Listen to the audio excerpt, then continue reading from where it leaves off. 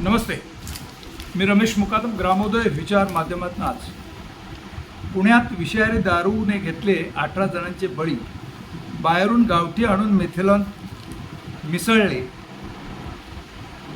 अशा आशयाचा एक बातमी लोकमतमध्ये आलेली आहे आणि या बातमीच्या संदर्भात मी बोलण्याचा प्रयत्न करणार. व्हिडिओ आवडला तर लाईक करा, सबस्क्राईब करा, फॉलो करा.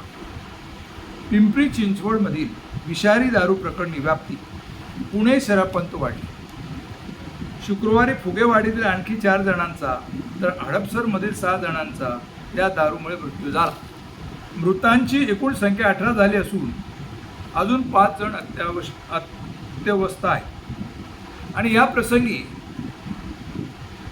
कर्नेल सिंग विरका सरदारजी, त्याची पत्नी इंद्रजीत विरका आणि मुलगा गुरचरण उर्फ विक्की विरका यांनी बाहेरून आणलेल्या गावठी दारू घरात 215 लिटर घातक मिथेनॉल मिसळण्याच्या उघडकीस आले आणि त्या दारूमुळे जवळजवळ 18 जणांचा बळी गेलेला आहे आणि 8 जणांना या संदर्भात पोलिसांनी अटक केलेली आहे. त्याच्यामध्ये बघा, कर्नल सिंग तखत सिंग विरका तथा सरदारजी, वय वर्ष आहेत 73.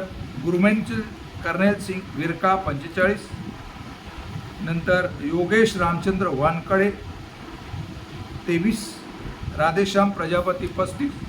कल्पेश अग्रवाल, आकाश जाधव, इरफान कुरेशी, आर्यन धोत्रे अशी अटक करण्यात आलेली आहे. आणि या अटक केलेल्या बापलेख विरका बापलेकांसह आणि प्रजापती यांना 8 जूनपर्यंत पोलिसांनी कोठडी सुनावलेली आहे. आणि या 18 मृतदेहामुळं वृत्तपत्रामध्ये म्हणा किंवा समाज माध्यमातून सरकारच्या विरुद्ध रोष व्यक्त केला आणि सरकारनं घाईघाई तात्काळ हडपसर शहरातील शहर पोलिसांचे त्यांनी निलंबन केलेलं आहे. जे कारवाई करण्यात आलेली आहे आणि या कारवाई दरम्यान जवळजवळ 7 ते 8 पोलीस अधिकारी, त्या अधिकाऱ्यांचा संबंध या ठिकाणी नव्हता, परंतु त्या पोलीस स्टेशनच्या अंडरमध्ये म्हणजे फुगेवाडी आणि हडपसर या ज्या पोलीस स्टेशनच्या परिसरामध्ये जे गुन्हे घडला आणि त्याला जबाबदार धरून येथील संबंधित पोलीस निरीक्षक, उपनिरीक्षक आणि पोलीस कॉन्स्टेबल्स अशा कनिष्ठ दर्जाच्या अधिकाऱ्यांना निलंबित केल्याचं पुणे पोलीस आयुक्त यांनी जाहीर केलेलं आहे. आणि त्यामुळं वादाला तोंड फुटलेलं आहे. सेवानिवृत्त कर्मचारी पुणे शहर आदाळकर यांनी या संदर्भामध्ये सरकारच्या निर्णयावर टीका व्यक्त केलेली आहे आणि हे गंभीर बाब आहे. त्यांनी सरकारला बोलताना सांगितलेलं आहे की पोलिसांवर जी कारवाई आहे एककल्ली आहे, अनकाली आहे. कारवाई व्हायला पाहिजे ती उत्पादन शुल्क, दारूबंदी उत्पादन शुल्क कर्मचाऱ्यांना व्हायला पाहिजे, वरिष्ठ अधिकाऱ्यांवर व्हायला पाहिजे, मंत्र्यांवर व्हायला पाहिजे. परंतु महाराष्ट्राचे मुख्यमंत्री देवेंद्र फडणवीस यांनी आयुक्तांमार्फत जी काही पोलीस निरीक्षक ते उपनिरीक्षक किंवा हवालदार या खालच्या दर्जाच्या पोलिसांना जबाबदार धरून कुठेतरी थातूर मातूर कारवाई केली आहे. त्यामुळे पोलीस दलामध्ये असंतोष निर्माण झाला. पोलीस कर्मचारी हे जे काम करतात त्यांना अनेक कामं असतात असं आदाळकर साहेबांचं म्हणणं आहे. मंत्र्यांच्या बंदोबस्तापासून, चोरीपासून ते जे काही शहराचं सार्वजनिक शांतता आणि सुव्यवस्था राखण्याची मोठी जबाबदारी ही पोलीस कर्मचाऱ्यांवर असते. आणि विविध खाते जे आहेत आणि त्या खात्याचे अधिकारी नेमलेले असतात.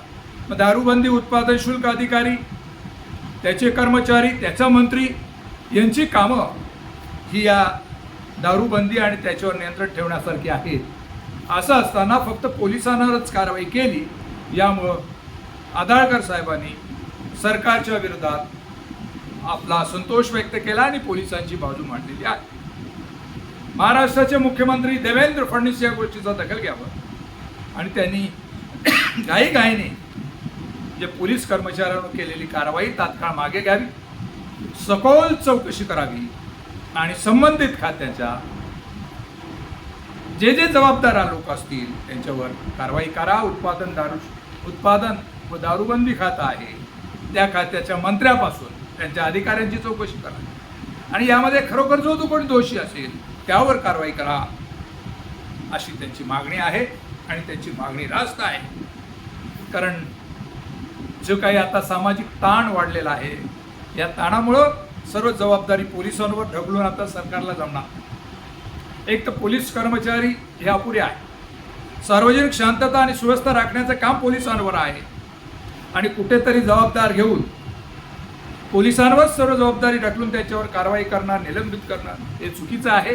आणि चौकशी करा आणि जो दोषी असेल त्याच्यावरच कारवाई व्हायला पाहिजे, मग वरिष्ठ अधिकारी असो, मंत्री असो. याच्या संदर्भात सरकारचे देवेंद्र फडणवीस सरकार यांनी दखल घ्यावी. महाराष्ट्राच्या गृहमंत्र्यांना देवेंद्र फडणवीसांना या माध्यमातून आदाळकर साहेबांनी विनंती केलेली आहे की एकाकी कारवाई नको. जर कारवाई पोलिसांवर करण्यात आलेली असेल तर ती तात्काळ थांबवावी, योग्य चौकशी करावी आणि संबंधित दोषी वरिष्ठ अधिकारी किंवा उत्पादन शुल्क अधिकाऱ्यांवर कारवाई करावी किंवा जो कोणी दोषी असेल त्याच्यावर कारवाई अशी अपेक्षा आहे. आणि पोलिसाचं मनोधैर्य उच्चीकरण वाढवण्यासाठी आपण दखल घ्याल अशी अपेक्षा आहे. एकाकी पोलिसांना झोडपणं योग्य नाही. मग मीडिया असो की वरिष्ठ राजकीय नेते असो, विरोधी पक्ष नेते असो किंवा सत्ताधारी नेते असो, वाढता ताणतणाव लक्षात घेता सार्वजनिक शांतता आणि सुव्यवस्था राखणाऱ्या पोलिसांवर अशा प्रकारे कठोर कारवाई नको. जो दोषी असेल त्याच्यात कारवाई अशी अपेक्षा आहे. आणि या संदर्भात आपली भूमिका काय आहे कमेंट्स करा आणि माझा व्हिडिओ जर आवडला तर लाईक करा, सबस्क्राईब करा आणि फॉरवर्ड करा. जय हिंद, जय महाराष्ट्र, जय भारत.